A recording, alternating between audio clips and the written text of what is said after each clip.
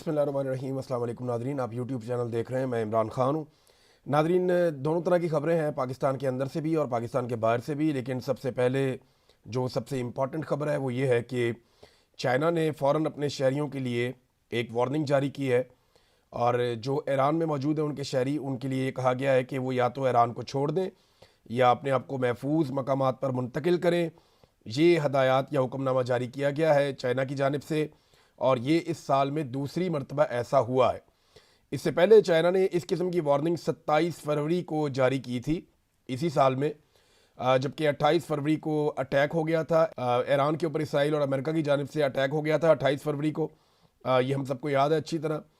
तो एक मरतबा फिर चाइना ने उसी नौयत की एक वार्निंग जारी की है, और ऐसा लगता है कि अब दोबारा हमला होने वाला है, या कम से कम चाइना के पास ऐसी इंफॉर्मेशन है कि कोई बड़ा हमला दोबारा से हो सकता है।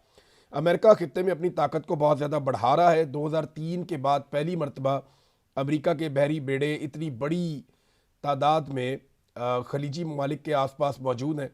यहाँ 3 डिफरेंट एरियाज़ हैं। मैंने कल आपको नक्शे से बताया भी था पिछली वीडियो में। एक तो अरेबियन सी में इन्होंने डेरे डाले हैं, पाकिस्तान के सामने ओमान और पाकिस्तान के बीच वाले एरिया में। यहाँ पे अमेरिकन बहरी बेड़ा मौजूद है। रेड सी के अंदर भी ये पहुँच गए हैं, और रेड सी में आने के लिए बाब मंदब से एक रास्ता आता है, वहाँ से कुछ इनकी फ़ोर्स पहुँची है, और कुछ फ़ोर्स जो है वो नहर स्वेज़ से मिस्र के बीच में से निकल कर यहाँ पहुँची है। और तीसरी ताकत इन्होंने इकट्ठी की है अमेरिकन एक बहरी बेड़े को इसराइल के बिल्कुल अकब में। यानी ये वो जगह है जहाँ से अमेरिका अपने इंटरसेप्टर्स भी इस्तेमाल करता था, और उन्होंने अपने बहरी बेड़े के ऊपर एक इंटरसेप्टर्स का पूरा निज़ाम लगाया हुआ था कि अगर ईरानी मिसाइल आते हैं इसराइल को हिट करने के लिए, तो वहाँ से अमेरिका प्रोटेक्शन देता था इसराइल को। तो अब ये इन 3 जगहों पे अमेरिका मौजूद है, जबकि मिडल ईस्ट में अमेरिका बहुत तेज़ी से नकलो हरकत कर रहा है। यानी जो मूवमेंट देखी गई है सऊदी अरेबिया में वो बहुत बहुत ख़ास है। जबकि इसराइल में बिन गवेर एयरपोर्ट हो या बाकी एयरपोर्ट्स हों, वहाँ पे बहुत बड़ी तादाद में अमरीकी तैयारे पहुँचे हैं जो उनकी एयरफोर्स से ताल्लुक़ रखते हैं। ना सिर्फ ये जंगी जहाज़ हैं, बल्कि जंग के मैदान में मदद करने के लिए जो तैयारे हैं वो भी हैं। एक अमरीकी अवाक्स तैयारा, जिस तरह के तैयारे को पहले सऊदी अरब में तबाह कर दिया था ईरान ने, वो तैयारा भी उड़ान भर चुका है, और अब वो फ़िज़ाई ऑपरेशंस के लिए जायज़ा ले रहा है। ये मुबैना तौर पे इतलात अब तक आई हैं। अब अमेरिका अपनी ताकत बढ़ा रहा है। चाइना ने फौरी तौर पे अपने शहरियों के लिए एक एडवाइजरी जारी कर दी है, जबकि ईरान ने अगर ईरान के ऊपर हमला हुआ तो इस सूरत में कुछ अहदाफ बता दिए हैं कि इन अहदाफ को ईरान टारगेट करेगा। ये बहुत इंपॉर्टेंट है, और ख़ास तौर पे अरब ममालिक के लिए। ईरान के सरकारी टीवी ने तवानाई की इन तनसीबात की फहरिस्त जारी की है, जिनके बारे में उनका कहना है कि जंग दोबारा शुरू होने की सूरत में उन्हें निशाना बनाया जा सकता है। कतर में रास गैस का जो एक मंसूबा है, और रास अल्फान LNG तनसीबात हैं, उनको निशाना बनाया जा सकता है। मुत्तहदा अरब अमारात में दास और ज़रको जज़ायर, इनको निशाना बनाया जा सकता है, जहाँ पे तेल और गैस के बड़े ऑफशोर मराकज़ हैं। इसके अलावा सऊदी अरब में दावा किया जा रहा है कि वहाँ पे बकीक एक एरिया है, उसके बारे में बताया गया, और सफ़ानिया एक और इलाका है, खरीस एक और एरिया है। यहाँ पे कुछ ऑयल की तनसीबात हैं जिनके बारे में कहा गया कि इन्हें निशाना बनाया जा सकता है। जबकि कुवैत में बुरकान ऑयल फील्ड के बारे में वार्निंग जारी की गई इसी टीवी पे, और ये बताया गया कि उनको ईरान निशाना बना सकता है उस सूरत में जब ईरान के ऊपर अटैक किया जाएगा तब। नाज़रीन, थोड़ा सा गला ख़राब है, लेकिन इसके बावजूद मैं ये वीलॉग पूरा रिकॉर्ड करवा देता हूँ। अभी राइटर्स ने दावा किया कि पाकिस्तानी सोर्सेज के हवाले से रॉयटर्स का ये दावा आया है, और इस दावे में ये कहा गया कि अब्बास अराक्ची जो वज़ीर ख़ारजा हैं ईरान के, वो एक छोटे से वफ़द के हमरा जुमे की रात को इस्लामाबाद पहुँच जाएंगे। देखिए, अल्टीमेटली होने तो मुज़ाकरात है। ईरान को और अमेरिका को एक दिन मुज़ाकरात की टेबल पे बैठना पड़ेगा, लेकिन दोनों ममालिक को ये बात समझनी पड़ेगी कि कुछ ना कुछ दोनों को छोड़ना होगा अमन के लिए।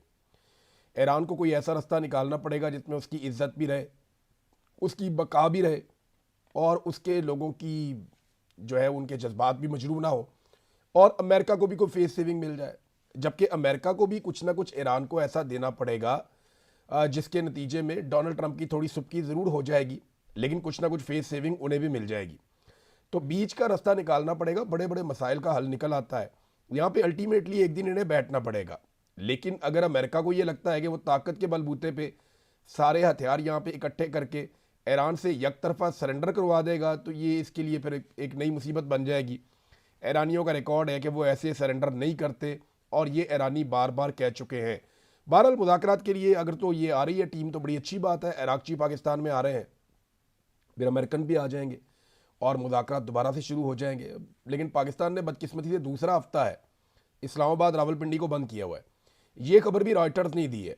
एक्चुअली रॉयटर्स जो है वो इसी के ऊपर सरकार से रब्ते कर रहा था बार बार, और वो ये जानना चाह रहे थे कि इस्लामाबाद की और रावलपिंडी की बंदिश के पीछे साइंस क्या है, आप इसे खोल क्यों नहीं देते। तो खबर ये है कि इस्लामाबाद को या पाकिस्तानी गवर्नमेंट को, मौजूदा रजीम को, आसिम मुनीर को और शहबाज शरीफ को इस बात पर शक है कि अगर कोई अच्छी डील बनती है तो डोनाल्ड ट्रंप उसका क्रेडिट लेने के लिए खुद पाकिस्तान आएगा।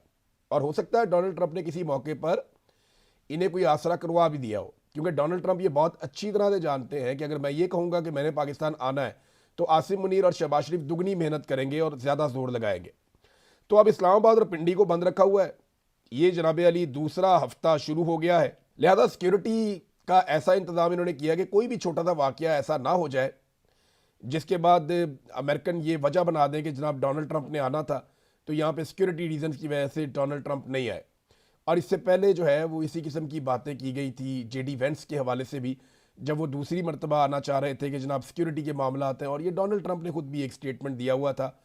बहरहाल अब वहाँ पे देखें ना, इस्लामाबाद में सूरत हाल ये है कि अदालतें बंद हैं। जिन ममालिक की जंग हो रही है उनकी अदालतें खुली हैं, पाकिस्तान में बंद है। और ये दारुल हुकूमत है। स्कूल बंद हैं, तालीमी इदारे बंद हैं, रास्ते बंद हैं, मार्केटें बंद हैं, कारोबारी मराकज़ बंद हैं, दफातर बंद हैं, रिहायशी इलाके बंद हैं, यानी सब कुछ तो बंद करके रखा हुआ है पाकिस्तान में। और ये पाकिस्तान का दारुल हुकूमत है।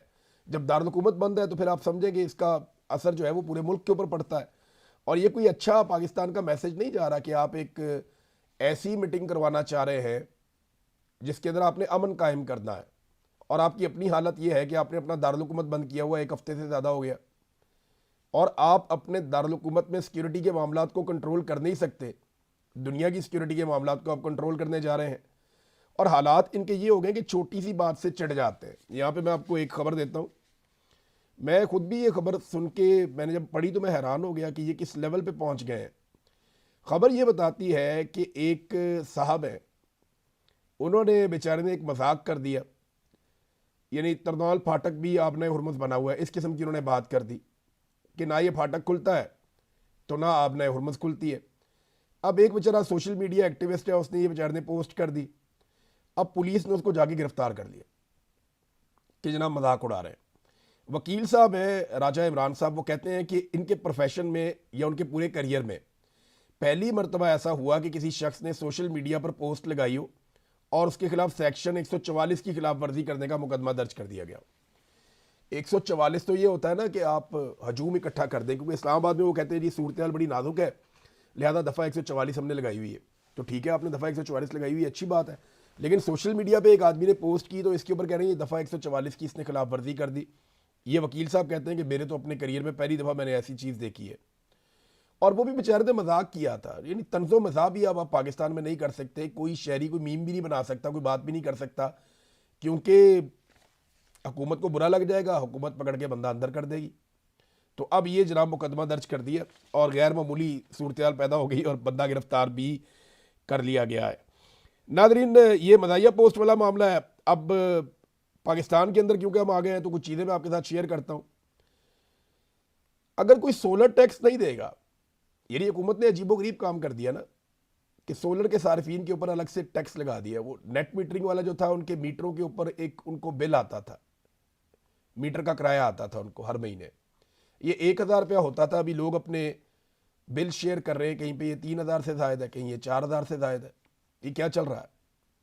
यानी एकदम अब 4-4 गुना मीटरों के किराए आप बढ़ा रहे हैं। तो ये लोग बेचारे जाएंगे कहाँ पे? ये बिजली बना के सरकार को बेचते हैं, और ये तो हिस्सा डाल रहे थे पाकिस्तान की तामीर और तरक्की में, बिजली बनाकर बेच रहे थे, इनकी इन्वेस्टमेंट लगी हुई थी। अब बजाय इसके कि सरकार इनको ऑनर करती, इनको कोई बेनिफिट देती, जैसा कि सरकार ने इनसे वादा किया था, सरकार इनसे तारों के और मीटरों के पैसे ले रही है और हर महीने किराए के तौर पे ले रही है, और उन चीज़ों का किराया ले रही है जो इन्होंने खरीद कर लगाई हैं। यानी इन्होंने पैसा जमा करवाया ठीक ठाक, उनकी गारंटियां जमा करवाई हुई हैं इन्होंने।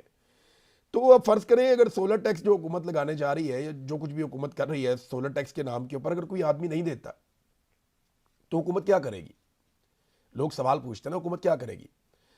हुकूमत के लोग आएंगे, घर से आगे सारे सोलर खोलेंगे, उतारेंगे, गाड़ियों में रख के साथ ले जाएंगे, ये करेंगे? या सूरज के ऊपर कपड़ा डाल के उसको अंधेरा कर देंगे, जनाब सूरज की रोशनी आपके लिए बंद हो गई है, क्या करेंगे? मसनूई बादल बनाएंगे, बना के लाके सूरज के आगे खड़े कर देंगे, किस तरह करेंगे?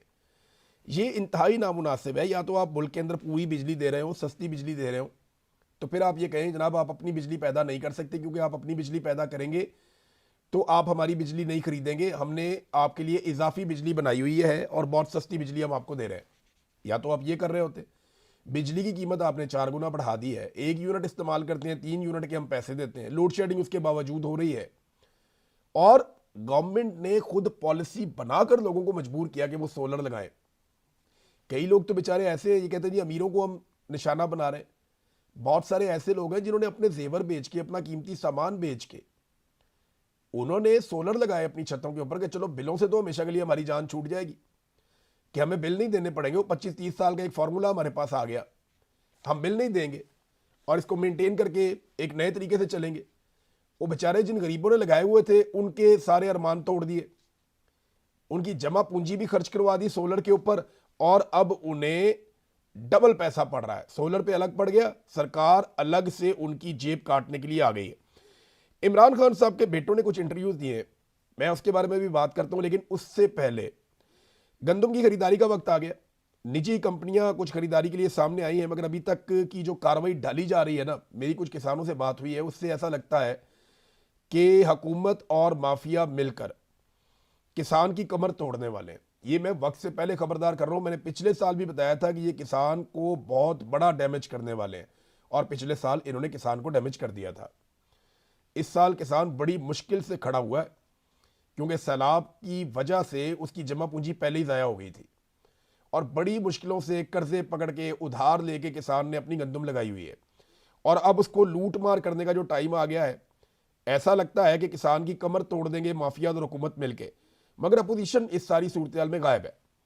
बिजली के खौफनाक बिलों का मामला आया, अपोजिशन गायब। सोलर के ऊपर टैक्स लगाने का मामला आया, अपोजिशन गायब। गैस के बिलों पर अपोजिशन गायब, बिजली की लोड शेडिंग पर अपोजिशन गायब, पेट्रोल की कीमतों पर अपोजिशन गायब, इस्लामाबाद रावलपिंडी की बंदिश अपोजिशन गायब। दर्जनों शहरी एहतजाज के दौरान चौथी मरतबा पाकिस्तान में गुज़िश्ता 3 सालों में शहीद हो गए, अपोजिशन गायब। पाकिस्तान तहरीक इंसाफ के लोगों ने आखिरी एहतजाज इमरान खान की फैमिली के खिलाफ किया था, मुझे जहां तक याद है। यानी इमरान खान की फैमिली ये क्यों करती है, वो क्यों करती है, आखिरी एहतजाज उन्हीं के खिलाफ देखा है मैंने। स्ट्रीट मूवमेंट का कोई इलम नहीं वो किधर गई। एक इमरान खान ने हुक्म दिया था स्ट्रीट मूवमेंट चलाई जाए, तो स्ट्रीट मूवमेंट के नाम के ऊपर जाके थोड़ी सी पॉलिटिकल एक्टिविटी करते हैं और कह देते हैं जनाब ये स्ट्रीट मूवमेंट चल रही है, वो भी गायब हो गई है। किसी बात के ऊपर इन्होंने अभी तक अपोजिशन नहीं की। देखें, अगर अपोजिशन नहीं करनी तो घर जाएं। अवाम का बजट क्यों खा रहे हैं, तनख्वाहें क्यों ले रहे हैं, अवाम के वसाइल क्यों ज़ाया कर रहे हैं? यानी इतने वसाइल ज़ाया करने से बेहतर है अगर आपने अपोजिशन नहीं करनी तो आप घर चले जाएं। मुझे कभी कभी ऐसा लगता है कि पाकिस्तान तहरीक इंसाफ को, क्योंकि पाकिस्तान के अवाम ने हुकूमत बनाने के लिए मैंडेट दिया था, लेकिन आसिम मुनीर साहब ने उनका मैंडेट छीन के इनको अपोजिशन में बैठा दिया। लेकिन आज भी शायद पाकिस्तान तहरीक इंसाफ ज़हनी तौर पर हुकूमत में बैठी हुई है, क्योंकि वो हुकूमत के खिलाफ किसी किस्म की ना कोई तहरीक चलाती है, ना हुकूमत को किसी किस्म का कोई टफ टाइम देती है। किसी एक मामले के ऊपर ये गरीब पाकिस्तानियों के साथ, मजबूर पाकिस्तानियों के साथ खड़े हुए हो। स्कूल इन्होंने बंद कर दिए, पेट्रोल की कीमतें कहां से कहां लेकर चले गए। आलमी मंडी में आज भी उतनी नहीं है जितनी इमरान खान के दौर में थी।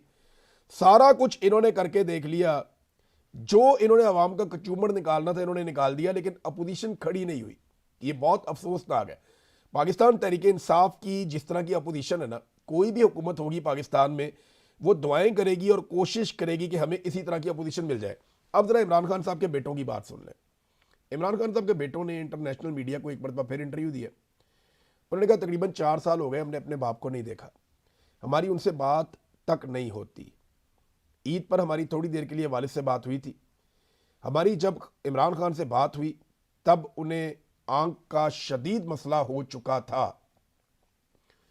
उनकी कोशिश है यानी पाकिस्तानी एस्टेब्लिशमेंट की वो बात कर रहे हैं कि आलमी सतह पर अपना इमेज बेहतर करें और इंसानी हकूक़ की खिलाफ वर्जियों और जमहूरियत की जो वो गुज़िश्ता चंद सालों से तौहीन कर रहे हैं उससे दुनिया की तवज्जो हटा सकें, इसलिए ये भाग दौड़ भी कर रहे हैं आजकल। मेरे वालिद मुल्क के सबसे मकबूल इंसान हैं, कासिम खान ने कहा, और वो इस करप्ट निज़ाम के ख़िलाफ़ खड़े हैं जिसे ये सब मिलकर बरकरार रखना चाहते हैं। ये एक करप्ट रियासत है जिससे वो जितना हो सके फ़ायदा उठाते हैं और इसे इन लोगों में तकसीम करते हैं, वो आपस में तकसीम करते हैं लूट मार करके। हमारे वालिद अपनी बिनाई का 80% खो चुके हैं। वो कई महीनों से अपनी आंख के बारे में शिकायत कर रहे थे, लेकिन उन्हें नज़रअंदाज किया जाता रहा। अब जाकर उनका इलाज शुरू किया गया है, जो कि वक्त पर होना चाहिए था, मगर देर से हुआ। उनकी आंख की हालत अच्छी नहीं है। हमें इस बात की कोई मालूमात नहीं कि यह मसला क्यों पेश आया। हमें कोई मेडिकल रिपोर्ट भी फराहम नहीं की गई। सब कुछ छुपाया जा रहा है। इमरान खान के बेटों ने ये इंटरव्यू दिया चैनल 4 को। इसके बाद जो इमरान खान साहब के बेटों ने कहा वो भी आप सुन लें। उन्होंने कहा जी कि पाकिस्तानी हुकूमत ने हमें पाकिस्तान जाने पर गिरफ्तार करने की धमकी दी हुई है। उन्होंने कहा कि अगर आप पाकिस्तान आए तो आपको गिरफ्तार कर लिया जाएगा। हम फिर भी पाकिस्तान जाना चाहते हैं, लेकिन अब हुकूमत पाकिस्तान हमें किसी भी किस्म की स्पेस देने के लिए तैयार नहीं है और हमारा वीज़ा भी जारी नहीं किया जा रहा। हम वाशिंगटन गए थे, हमारी बातचीत हुई थी, वहाँ से रद्द-ए-अमल आने वाला था कि हुकूमत पाकिस्तान ने मशरिक में अमरीकी पपेट हुकूमत बनने की हर मुमकिन कोशिश शुरू कर दी। वो कहते नहीं, हम अमेरिका गए थे, हमने वहाँ जाके बातचीत की थी ह्यूमन राइट्स के हवाले से, हमें लग रहा था बातचीत बन जाएगी। हमारे साथ उनके साथ वादे भी किए गए थे। मैंने आपको तब रिपोर्ट भी किया था, ओवरसीज़ पाकिस्तानियों ने भी बताया था, और मैंने उनके हवाले से आपको ये दावे उनके रिपोर्ट किए थे कि उनका ये दावा है कि कॉल आने वाली है और वो अमेरिका में हालात जो है वो तब्दील होने वाले हैं। तो ये डोनाल्ड ट्रंप ने बहुत दावे और बड़े वादे किए थे डोनाल्ड ट्रंप ने पाकिस्तान तहरीक इंसाफ के लोगों से, जो उन्हें जाकर मिलते थे। इसी तरह जब ये रिचर्ड ग्रेनल वगैरह मिले इन्हें, कासिम को और सलमान को, तो उन्होंने इनके साथ भी बातचीत की। वो कहते जी हमारा तो मामला बनने वाला था कि रद्द-ए-अमल आने वाला था। हम वाशिंगटन गए, वहाँ हमारी बातचीत हुई थी। हुकूमत पाकिस्तान में मशरिक में अमरीकी पपेट हुकूमत बनने की हर मुमकिन कोशिश शुरू कर दी। उन्होंने पहले डोनाल्ड ट्रंप को अमन के नोबेल इनाम के लिए नामजद किया, फिर उन्होंने अपने मिनरल्स अमेरिका के हवाले करने की कोशिश की। उन्होंने क्रिप्टो करेंसी के जरिए खुशामद की कोशिश की। उन्होंने हर वो काम करने की कोशिश की जिसके खिलाफ इमरान खान स्टैंड लिए खड़े हैं। यानी ये आप ध्यान में रखें कि क्रिप्टो वाला मामला जो है ना, ये छोटा मामला नहीं है। बिलाल बिन साकिब, ये एक नाम आपने याद रखना है। इनका नाम इंटरनेशनल मीडिया की जीनत बन चुका है पाकिस्तान के हवाले से, और इनके ताल्लुकात इस वक्त जो ट्रंप एडमिनिस्ट्रेशन के अंदर अहम लोग हैं उनकी फैमिली और बच्चों के साथ है। और ये वो जरिया है जहां से फील्ड मार्शल आसिम मुनीर ने वाइट हाउस तक का रास्ता ढूंढा है, और इसके बारे में एक नहीं मुतअद्दिद खबरें पहले ही छप चुकी हैं। नाज़रीन, एक और बात इमरान खान के बेटे ने कही। उन्होंने कहा जी फरवरी में जब इमरान खान को रात के अंधेरे में सरकारी अस्पताल लाया गया तो एक नौजवान ने गाड़ियों की वीडियो बना ली, इन्होंने उसको भी उठा लिया और आज तक उसे नहीं छोड़ा गया। ये हैदर सईद की बात कर रहे हैं, वो बेचारा वीडियो बनाया, उसके बाद उसको भी गिरफ्तार कर लिया। तो पाकिस्तान में हर वो आदमी जो आवाज़ उठाता है या बोलना चाहता है उसे गिरफ्तार कर लिया जाता है। फिर इमरान खान के बेटे ने कहा कि मेरी ख्वाहिश है कि मुस्तकबिल करीब में पाकिस्तान में आज़ादाना इंतखाबात हों, मेरे वालिद आज़ाद हों, साफ़ और शफाफ इंतखाबात हों। इमरान खान 95% अवाम के नुमाइंदा हैं और वो पाकिस्तान के वज़ीर-ए-आज़म होंगे, लेकिन अभी कोई बेहतरी दिखाई नहीं दे रही। तो नाज़रीन, ये तो है जनाब सूरत हाल। पाकिस्तान तहरीक इंसाफ इमरान खान साहब की पार्टी है, लेकिन क्या वो इमरान खान साहब की पॉलिसी पे अमल कर रही है, इसके ऊपर हम बात करेंगे, क्योंकि कुछ चीज़ें डाटा मैंने आपके साथ शेयर करना है। लेकिन इस वीलॉग में अब तक के लिए इतने। अपना ख्याल रखिएगा, अपने इस चैनल का भी। अल्लाह हाफ़िज़।